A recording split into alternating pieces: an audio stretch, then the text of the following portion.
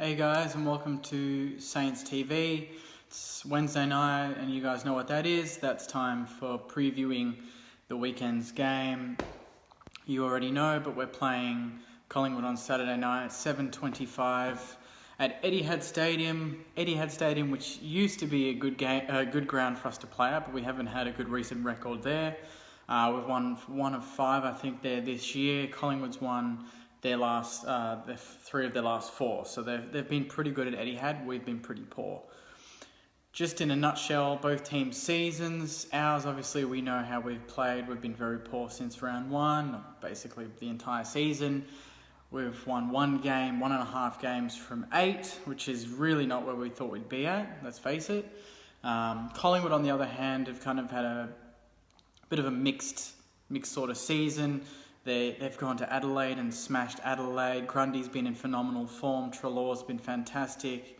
They've gotten the best out of Mason Cox, who everyone's kind of been critiquing and saying that, you know, why are they playing an American?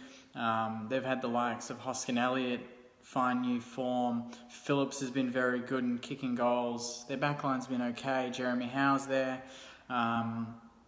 But they've had their downs. Like the last couple of weeks, I mean, they have played two very good teams. They played Richmond, which they were pretty competitive with for about three and a half quarters and then fell away.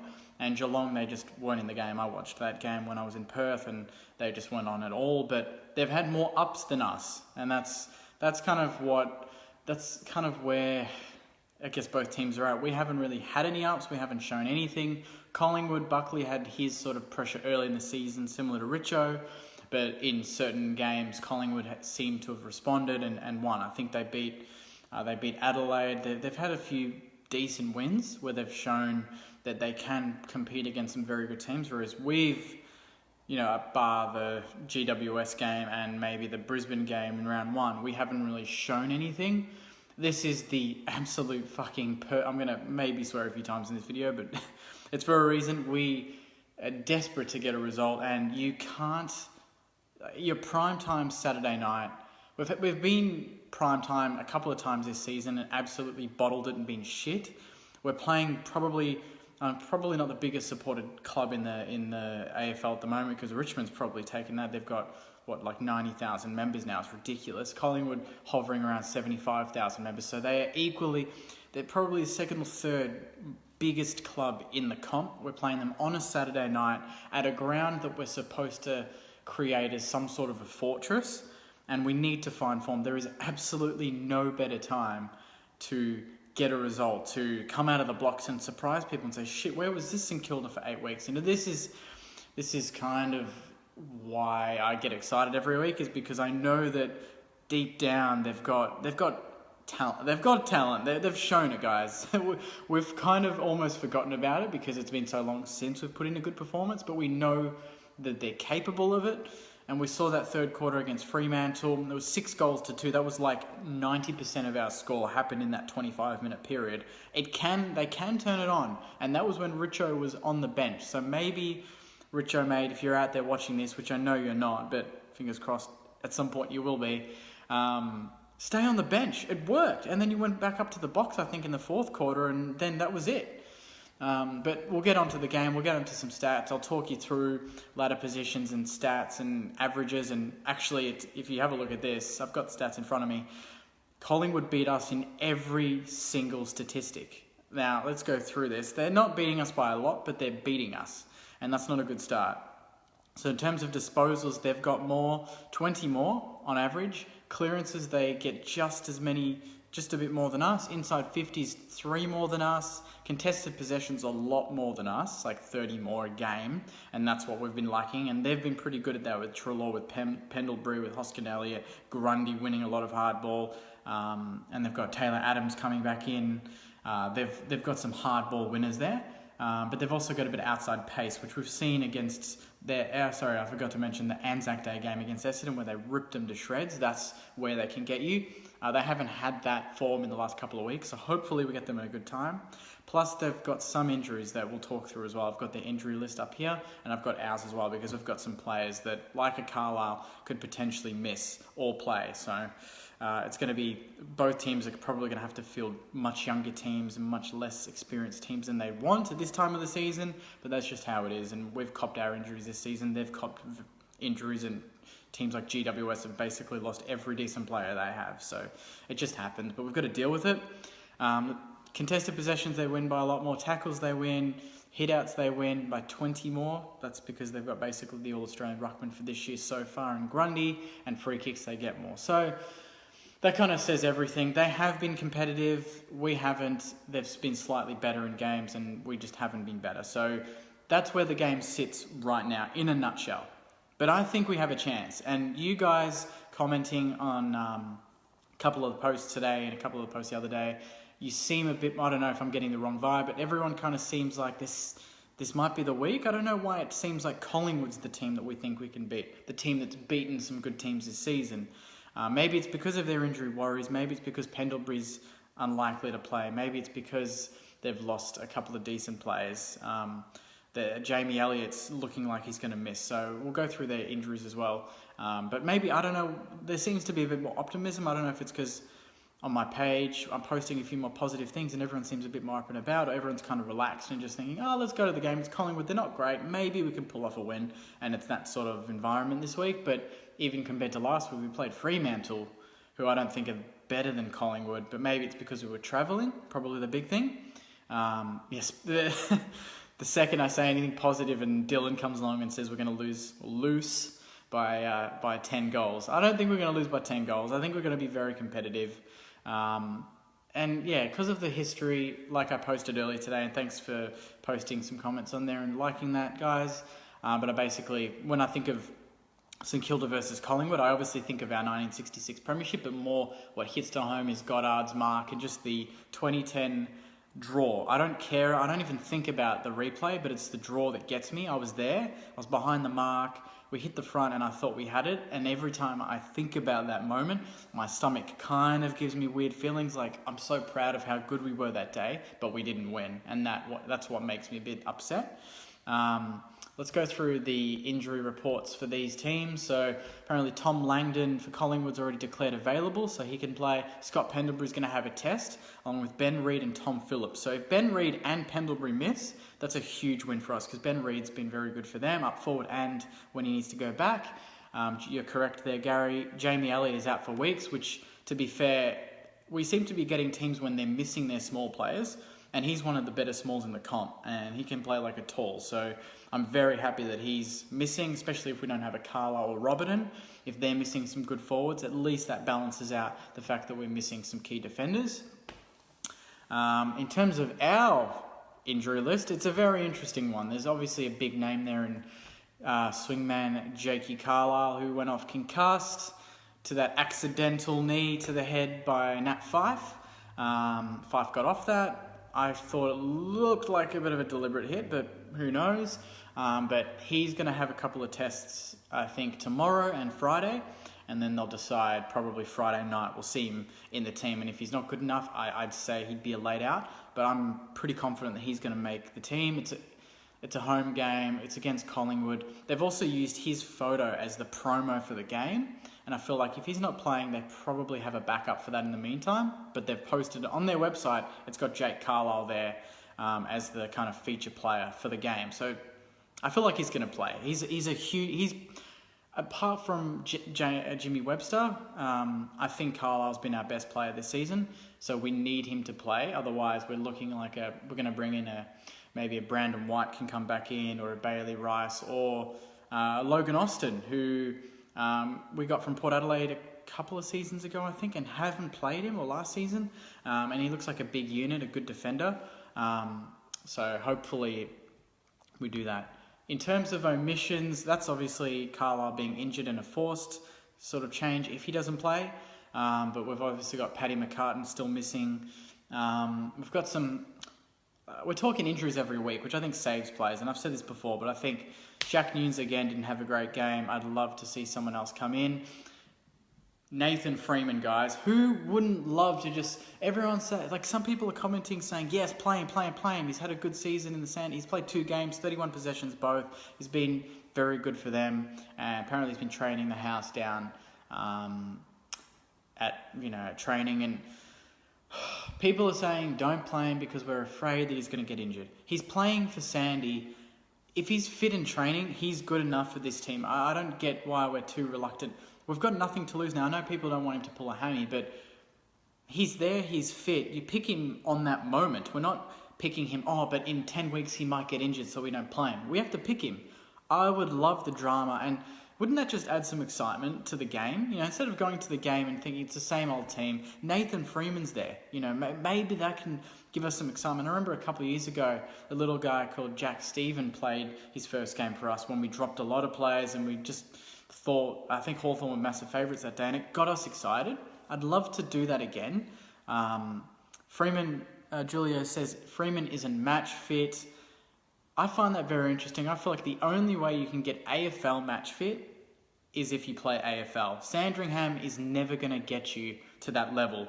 You just have to be exposed to, 60% game time. I'd love for him to come in. I'm not saying he's going to play 4 quarters and 2 hours straight in the midfield. Playing him off the wing and then drift him forward to rest. And that releases someone like Blake Acres to go into the middle, which we've all called for. Blake Acres, our best, youngest centred player, versatile player. We're playing him off the wing and half forward. That's not his position. He played dead in the centre in round 1, and he had 34 and kick to go, and that was a career best game. Timmy says, there's no way a player as talented as Nat accidentally hit Jake's head with a knee. Have a look at his eyes right on Jake's head at that time. I'll have to go back and have a look. Julia says, good call. Let's go through some of these before I continue. Freeman has to come in for mine against his old club. I don't think Freeman ever played AFL for Collingwood. I would just love to see him play. It's just that one player that you don't even think we even have, but there's all this talk of how good he is and how good he can be. Tyler says Jack Billings is in the mid too. He's good enough. Yeah, we've been playing him off the wing and half forward, and I've said this all season. Play him in the middle. I don't know what Richo did in that third quarter against Freo, but it seemed to work. But he's not getting the best out of his plays. The amount of times I see Jack Nunes in the forward pocket, I don't know. Do you guys understand why he plays Jack Nunes in the forward pocket? Jack Nunes is a winger at best, a halfback flanker. He's not a forward. Let's keep going through some of these. Johnny says, surely we are due for a win. We're not as bad as what we've shown so far. Go back to last year's pressure game and we'll roll them. 100%. Collingwood aren't the most skilled team. They're not a team that if you overcommit, they're going to absolutely nail every pass. If you put them under some sort of remote pressure, even if we're, 80-90% of our game and not completely at our best, that's still good enough to be very competitive. The issue for us is we haven't even been marginally competitive in our games.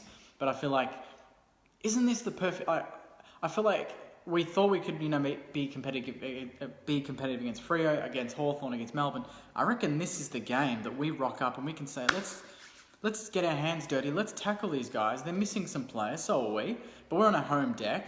Hopefully there's a decent crowd there and it's not just all black and white. And we can get a result. This is a very winnable game. And that's what annoys me about some of these games we've had lately. Fremantle. We played Fremantle, who have been pretty average all season.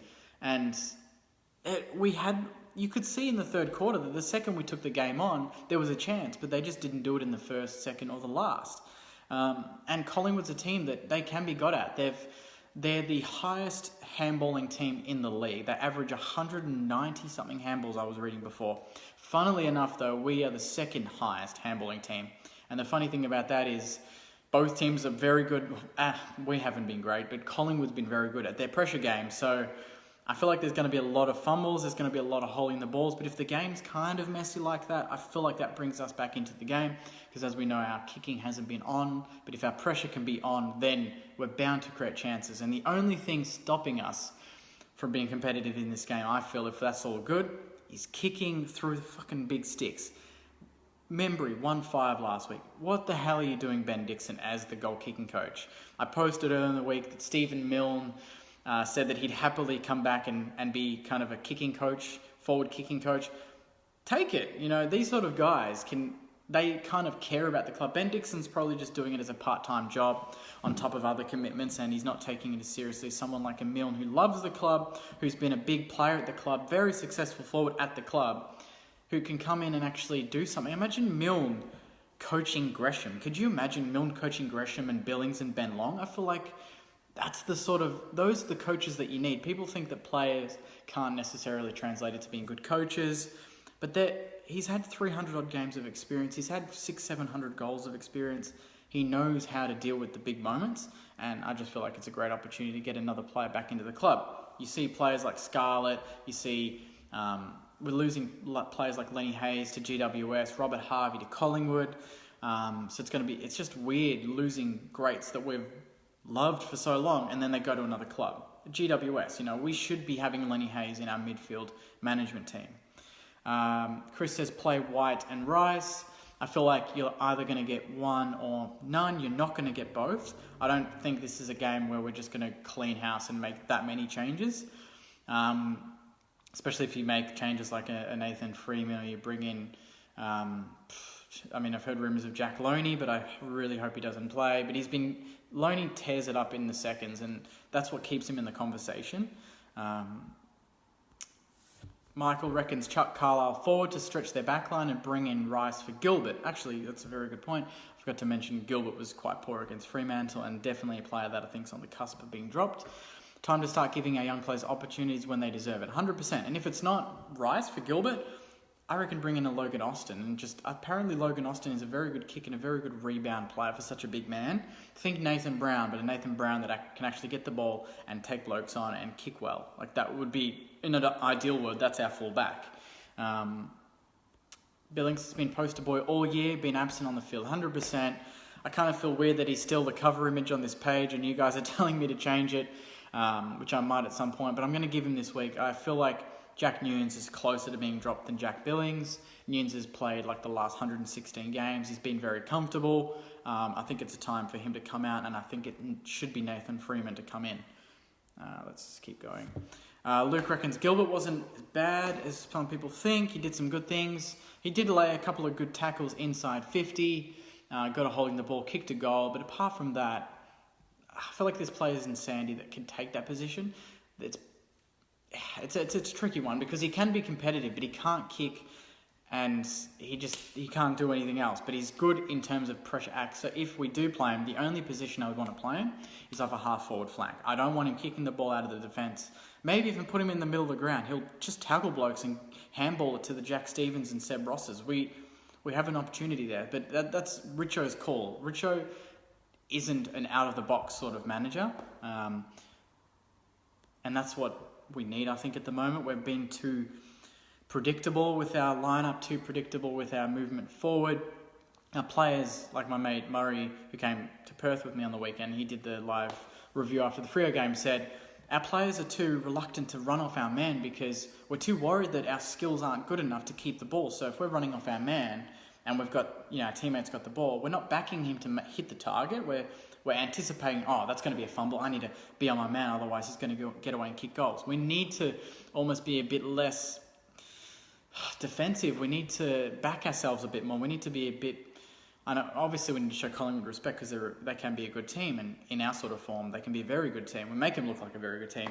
But we need to show them a little bit less respect because we're at Etihad Saturday night. We've beaten them the last 2 times. Forgot to mention, we've beaten them pretty well the last 2 times. 15 points and then like 30 points the time before that.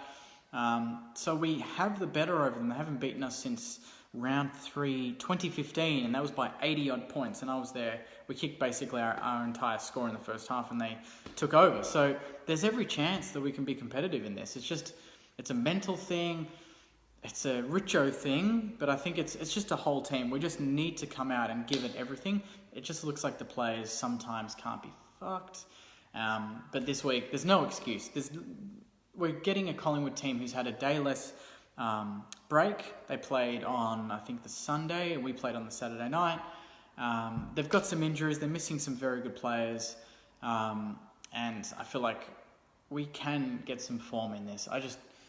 It's hard to see where it's going to come from, but I think it's just going to take, baby steps. Like we had that third quarter against Fremantle. We had a couple of moments against Melbourne early in the game. We were good in that third or second part of the middle part of the game against Hawthorn. So there's little parts like that can tell you that we just need to pull it together for 4 quarters. But it's just a matter of if the team can do it. We've also got the worst percentage in the league, which is ridiculous. Carlton, who everyone has given shit to, and Brendan Bolton, they're 2 points off us and their percentage off us. It's a bit of a scary sort of situation when you look at the ladder and see that they could potentially jump us.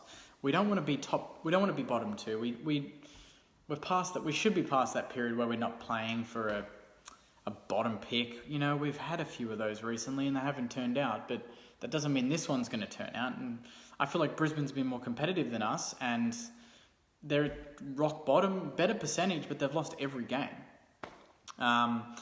Actually, Darren, you've just reminded me, Ed Phillips, definitely going to keep his position. Guys, how good was he against Fremantle? He had 24 possessions. Obviously, 18 of them were handballs, so we might have another Tom Mitchell on our hands, but hey, I'll take a player like that who's clean, can get the ball to his teammates and tackle. He had 24 possessions on debut, which is the highest possession getter as a debutant for a Saint in 25 years. So there's a positive for us. We haven't had a better first gamer in over 25 years. So put him dead in the middle. He's got the body for it. He's quite big. Obviously, I went up to Perth and watched him. He's got a good physique about him, so I feel like he can compete. Put him on a Adams or something. A bull that goes hard at the ball, and it can just further teach him how to get the ball, how to be a clearance player. His kicking was very good. So, so David Jones has just said, bring back the G train. I have to say, I'm not going to lie, I've watched a few highlight reels the last couple of weeks of Fraser Gehrig, and you just wish you had a player like that again. He just was ruthless in front of goal, didn't miss, put the arm out, did the old play on the left boot, and it was just through the sticks. Jordan says 19 of those disposals were effective as well. Even more important, a lot of our players are running at 50% efficiency, and I checked it before. Our highest rated player is Webster, who's going at 80%. 80%. That's why I think he's been one of our better players, because not only is he putting his body on the line, but he's kicking well, he's setting up his mates. It's just that the ball's coming to the defence so often that he's not going to save us every time. You know, we need more players that can rebound. And Caulfield, obviously, playing at halfback has been exceptional. So I feel like he retains his position. Hunter Clark, I'm just going to put it out there, what do you guys think of Hunter Clark? Should he play this week, or are we making too many changes and he's just going to get dropped? Or do you think a Jack Nunes needs to go before a Hunter Clark? I'd love to hear your thoughts, because I didn't think Hunter Clark was fantastic on the weekend, but I thought he was good enough. And you could play him off a half-forward flank, play Phillips in the middle on the wing, and then play Caulfield kind of as a half-back flanker off the wing as well.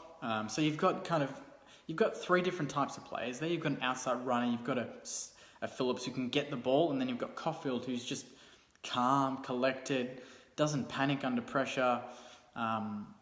That's a good balance, I think. Dan says Nunes has to go before Hunter. Decent call. David reckons Clark keeps his spot. I'm happy with that. Luke reckons Hunter was great in the first half and needs to keep playing. Definitely. He's got a lighter frame than Phillips, so it's going to take him a bit more time to kind of cope with the AFL pressure and the tackling pressure of the game, but there's no doubt he's got outside class, and I feel like that's something we're lacking. So Jack Nunes, for me, comes out. Michael reckons we're not going to make finals, and Clark is our future, when Nunes averages are the worst they've been for about 3 years. Says it all really there. Mark says, what about the Irishman plays with instinct and nothing to lose?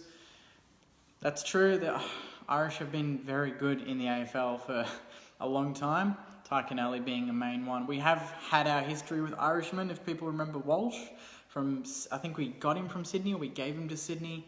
It's going to be interesting, guys, to see what changes we make tomorrow night. I actually can't guess it. I think Carlisle will play, but then that's out of the way. There's another couple of changes that I think might surprise us. And if I see Freeman in the ends, I'm going to be very excited. People are being too caring. He's played for Sandy. He's trained. He thinks he's fit. Then I want him to play. There's no reason. We're playing to win still, aren't we? We're not playing to just get games into kids. We're playing to win.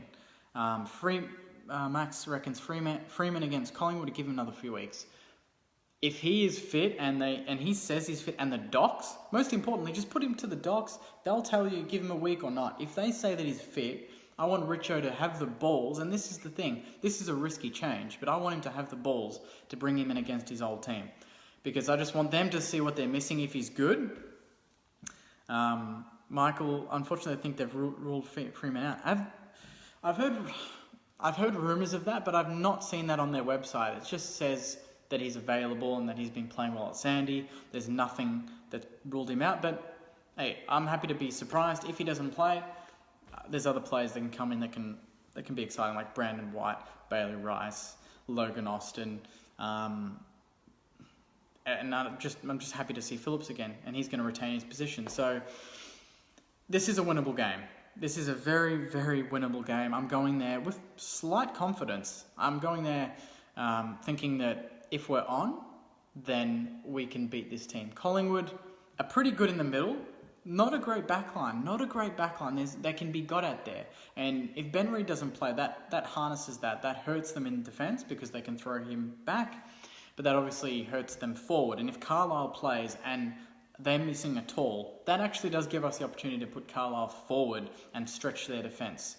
Yeah, I might do that, Grant. I should start doing that. Putting my selected team in before Richo does his. So maybe early tomorrow morning, I might post my team, and then we can see how close it is to the actual team that Richo posts at 6:25. Dan, actually, that's a good point. Have we spoken about Goddard? Is it worth just throwing him in? Goddard has been very good for Sandringham. He's been kind of under the radar, not in the bests, not dominating, but you don't dominate from that position, but he's been very good. I wouldn't drop him for Brown, though. I feel like Brown's not going to be an NX Finals team. I 100% agree with you there. But Brown has not been our problem, has he? We're not watching our team thinking, Jesus, I can't believe Brown's playing. We're thinking, why is Gilbert playing? Why is Geary being so shit and our captain? That's another player that's under the radar. Captains just never... For some reason, he's the only captain that doesn't cop flack. The second Selwell doesn't play well. He cops the media. The second... Even Nick Rewalt didn't do something right. He cops pressure. Geary had, 10 last week and laid one tackle as a captain and nearly cost us about 4 goals. I'm not going to go hating on the captain, but you can see what I'm saying is that there's more problems than Brown, and I feel like it's unfair on Brown, who's played on some of the best forwards in the league this season when our defence has been undermanned and our midfield's not been supporting, and he's still kept them to one or two goals, bar when he played Ben Brown, who kicked 6. Our Brown is underrated. I think all he has to do is, if he's not playing on a mobile forward, he's doing his job. He is always one-on-one. He always punches the ball out, and he knows his limitations in terms of skills. He doesn't kick it often because he knows he's not a good kick. It's not because he doesn't want to. It's because he's waiting for someone to run past. Put Brown at full forward. That would be an ultimate twist. And they put Carlisle full back. Or put Brown and Carlisle and Geary in the forward line. How about we just go crazy and put Seb Ross in defence? Put Jack Billings off half back. What do you guys think of that? That's like a Luke Hodge change with Hawthorn, where they kind of put him in the back line, and it taught him to tackle, or taught him how to, to defend the ball, but he'll get more of the ball because he doesn't have to find it. It'll come to him, and I feel like he could set us up, and we need better kicks in the back line. We don't have many. We've got guys that butcher the ball like Gilbert, like Brown, especially with that Robert in there and maybe Carlisle not playing there. Gresham off halfback would be very interesting. He did find form in the third quarter last week, and he kicked some crucial goals. So I feel like there's a chance for him to have a big game there. I think I'm going to wrap it there, guys. I'm going to tip us. I think we can win by 20 points. I think we can do this. I don't know why. I feel like maybe it's because it's been that long that we haven't played well that we're bound to do it. But I say this every week, and they always let me down and find ways to be even shitter than the week before. But I feel like we've hit the low. We've played as bad as we can play, and I feel like Collingwood maybe peaked early in a couple of games, and we can find them at a very good time. They've got injuries. They weren't great in the last 2 weeks, and they're playing at Etihad, where I think we can play well if we play our game, whatever that may be. But yeah, my confidence is ridiculous, Michael. I don't know why, but I always feel like, and that's you gotta go to the games and hope for a win. I'm not going there just to sit and watch Ed Phillips get 30 possessions. I'm going there because I want to beat Collingwood. My dad's a Collingwood fan. My dad also loves St Kilda, but he's a Collingwood fan. And during primary school, my best friend was Collingwood, and they took me to Collingwood games every single week. They got me a Alan Didak signed shirt and put it up on my wall. They got me a Collingwood membership, and deep down, I always knew I'm a Saints fan. I didn't really watch football. I wasn't very talkative about it, but then I remember the exact moment. It was Essendon Wizard Cup semi-final before we played Geelong, and I said I'm going to be a Saints fan from that point in 2004, and I haven't looked back. So it's weird. Collingwood's kind of been a part of my life in some way, but God, you hate Collingwood, and you just want to beat them, don't you? Like, they're just a shit team. They're better than us, but they're just a team that everyone loves to beat. You just want to beat them. So hopefully we do. Anyway, guys, thanks very much for watching. This has been a bit too long, unless you guys like it. I like to talk to you guys, and the comments have been awesome. So many tonight, which is great.